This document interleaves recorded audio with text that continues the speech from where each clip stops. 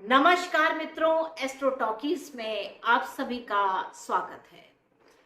कर्म विपाक संहिता को लेकर के हमारी श्रृंखला है और आज हम इस एपिसोड में बात करेंगे सिंह राशि के पूर्वा फाल्गुनी नक्षत्र के पद 2 को लेकर के। यह जो पद 2 है, यह नवमास में जो इसकी स्थिति होती है वह कन्या नवमास में आती है और अपने आप में यह षष्ठ नवमांश है, यानी कि सिंह राशि का यह यहाँ पर रोग ऋण शत्रु से संबंध होता है। तो षष्ठम अंश होने के कारण, षष्ठ अंश होने का कन्या राशि में यानी कि रोग ऋण शत्रुता का जो भाव है, यानी कि रोग अपने आप ही आ जाता है, ऋण अपने आप ही मिल जाता है, ये पूर्व जन्म का कर्म है। उसके कारण यह पूर्वा फाल्गुनी नक्षत्र का द्वितीय चरण प्राप्त होता है। तो आपका अगर कोई ग्रह पूर्वा फाल्गुनी नक्षत्र के द्वितीय पद में है तो आप समझना यहाँ पर आपका कोई ना कोई एक रोग है, कोई ऋण है और शत्रुता है। इस भाव को आप समझना। तो यह जो पूरी संवाद है वह शिव और पार्वती के बीच का संवाद है।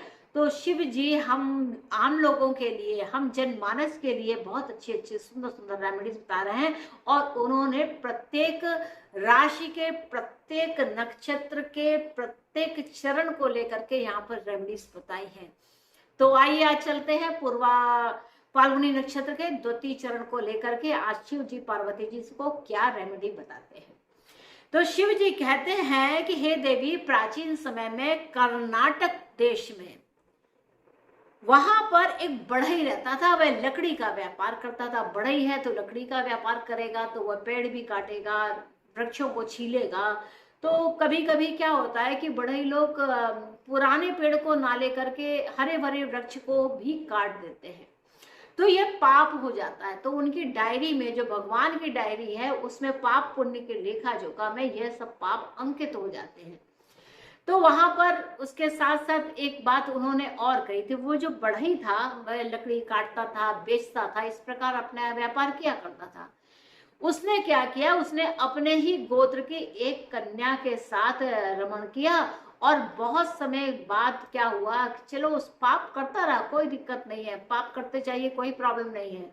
प्रॉब्लम तब आती है जब आपको वह भोग भोगने पड़ते हैं। तो किसी ना किसी समय आकर के जो आपने इस जीवन में या पिछले जन्म में आपने जो भी पाप किए हैं, उन पापों का जो फल होता है वह भोगना पड़ता है।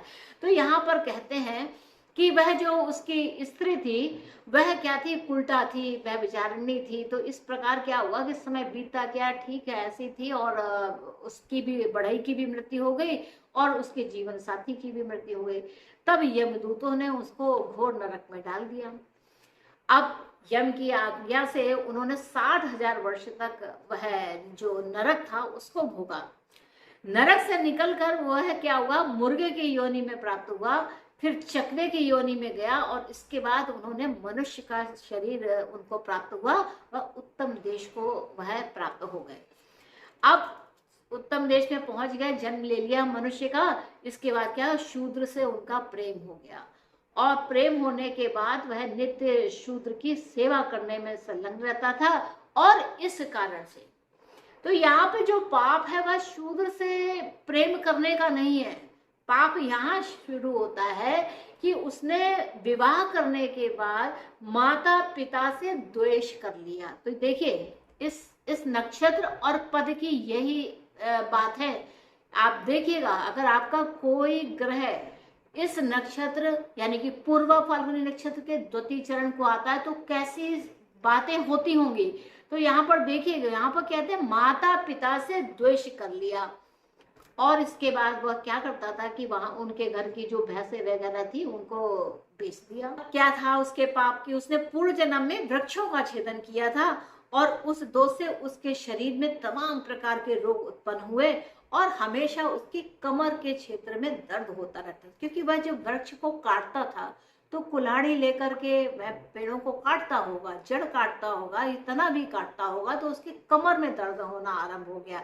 तो वो जो दर्द था वह लगातार बना रहता था। तो और उसने जो एक और काम किया था कि पूर्व जन्म में अपने गोत्र की कन्या के साथ रमण किया था। इसीलिए कहा जाता है कि अपने स्वगोत्र में विवाह नहीं होना चाहिए। ऐसा करने से जो संतान होती है वह सुखदायी नहीं होती है, दुखदायी होती है, या होती भी है तो ना के बराबर होती है। और उसके साथ क्या होता था कि वह उसकी स्त्री जब भी गर्भ धारण करती थी तो उसका गर्भ जो है वो रुकता नहीं था, वह कुछ ना कुछ गड़बड़ हो जाता था। और इस प्रकार करते करते वह काक बंधिया हो गई, यानी कि संतान पेट में तो आती थी लेकिन इसके बाद वह जो भ्रूण होता था वह डेवलप नहीं करता था। तो इस प्रकार से उसका ऐसा पाप का जो उसने पूर्व जन्म में किया था उसका फल वह भोग रहे थे।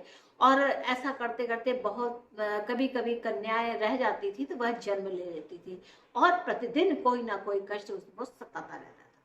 अब शिव जी यहाँ पर कहते हैं कि उन पाप पूर्वकृत जो पाप कर्म है उनकी शुद्धि के लिए मैं शांति कहता हूं, उसको आप ध्यान से सुने।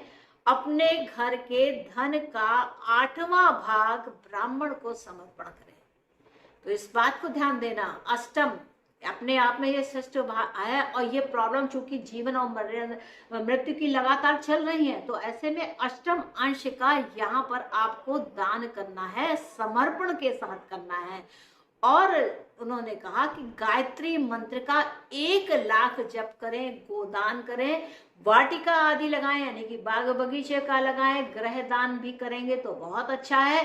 और इसे बिना विचारे ही करें, यानी कि ज्यादा आपको, क्योंकि कन्या नवमांश है तो वह एनालिसिस जरूर करेगा, उसका काम ही है आंकलन करना। तो वो बहुत सोच विचार करेंगे तो आपको उसका पुण्य फल नहीं मिलेगा। लेकिन क्योंकि कन्या नवमांश है तो इसीलिए उन्होंने कहा है यहाँ पर बिना विचारे करें, क्योंकि करने से ही सारे रोग ऋण शत्रु यहाँ पर दूर होंगे।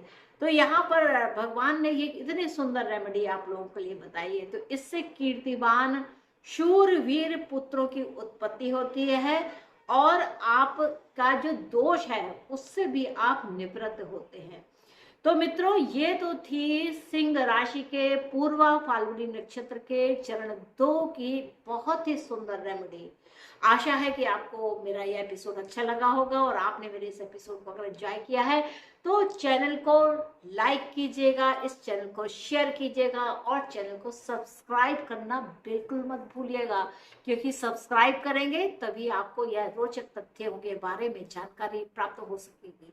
तो मित्रों मुझको आज्ञा दीजिए, मिलते हैं नेक्स्ट एपिसोड में पूर्वा फाल्गुनी नक्षत्र के 3य चरण को लेकर के। तब तक के लिए नमस्ते। मित्रों आप लोगों से अनुरोध है कि अगर आप मेरे विषय को पसंद करते हैं तो कृपया मेरे चैनल को सब्सक्राइब करें। मेरे 2 चैनल चलते हैं जिनका नाम है कृष्णा राशिफल एंड एस्ट्रो टॉकीज।